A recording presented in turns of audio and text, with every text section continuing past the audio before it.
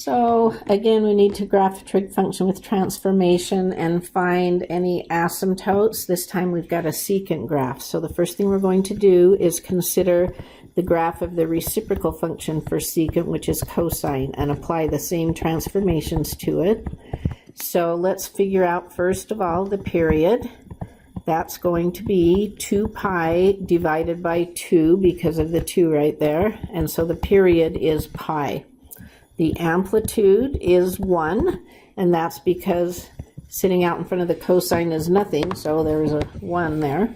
And then the phase shift, we're going to take what's in the parentheses there, 2x minus 2 pi thirds, put it equal to 0 and solve it for x. That's going to be 2x will equal 2 pi thirds, and divide both sides by 2, and x is going to be pi thirds, because when we divide by 2, the 2's will cancel there.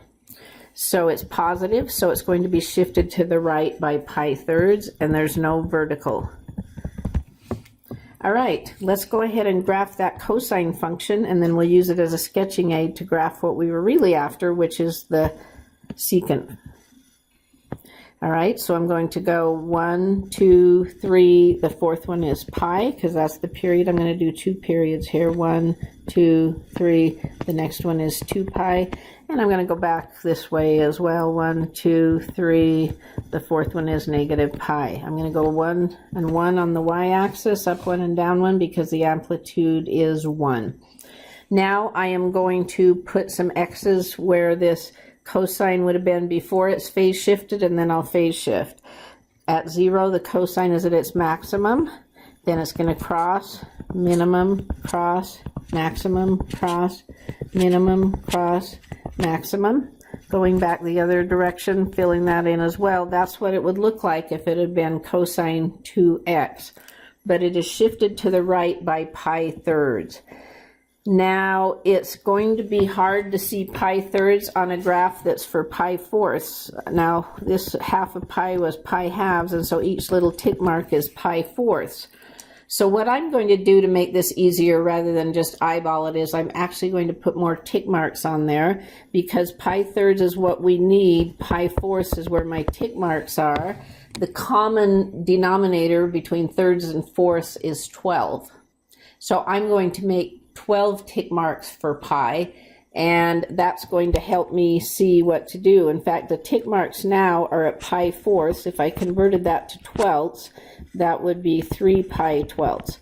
So if I did 1, 2, this pi fourths is at 3 pi twelfths, and so I need to do that, do 2 in between the next one, and 2 in between, and then the next one, 2 in between, and then the next one, and you see if you counted those up, I've got 12 tick marks. 12 pi twelfths is pi, so that makes sense. So between all of these fourths, I've got to make a couple more for a total of 12 tick marks, so that each tick mark is a pi twelfth. I'm going to do that here as well. That way I'll be able to see how to do the shift. Now, what is pi thirds in twelfths? Well, let's get it into twelfths. That's going to be 4 pi twelfths.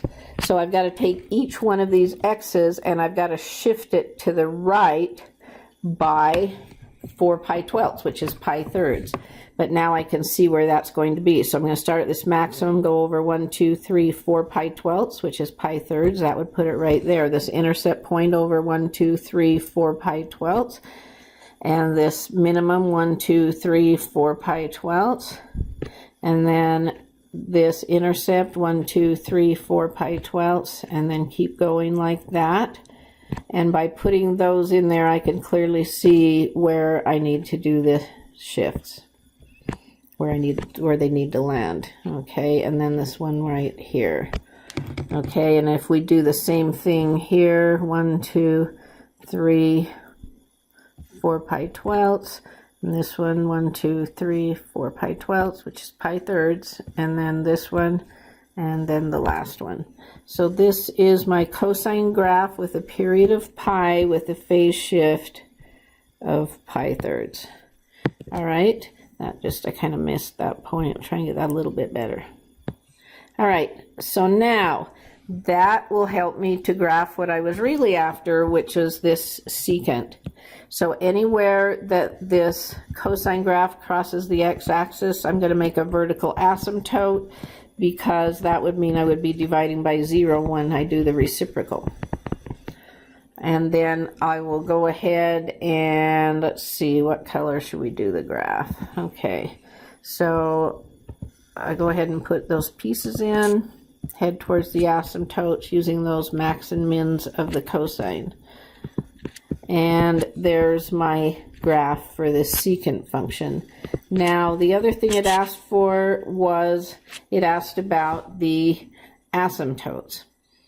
So let's figure out, and probably the easiest way to do this, you can kind of try and eyeball where they landed. 1, 2, 3, 4, 5, 6, it looks like it's at 7 pi twelfths. 7 pi twelfths, but let's find out for sure. Normal cosine graph, its first intercept, the first place where it's 0 would have been right here at pi fourths, but, oops, sorry, pi fourths, but I phase shifted it by pi thirds. So if I add those two together, whatever I get should be where the asymptote is now moved, and it looks like it should be 7 pi twelfths, but we're just going to confirm that. So let's make these both so we could add these together. This would be 3 pi twelfths, and this one would be 4 pi twelfths, which is indeed 7 pi twelfths. So our asymptotes are going to be at x equals 7 pi twelfths plus k pi.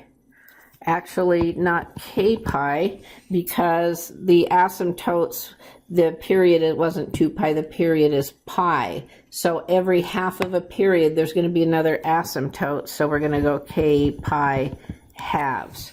We don't need it to be odd this time, because we see that the first one here, if we're looking at this one right here, that's at 7 pi twelfths. And if I add another pi halves, I'm at the next one, and if I put a 2 in here, then I'd be adding pi, and I'd be at the next one, and so forth.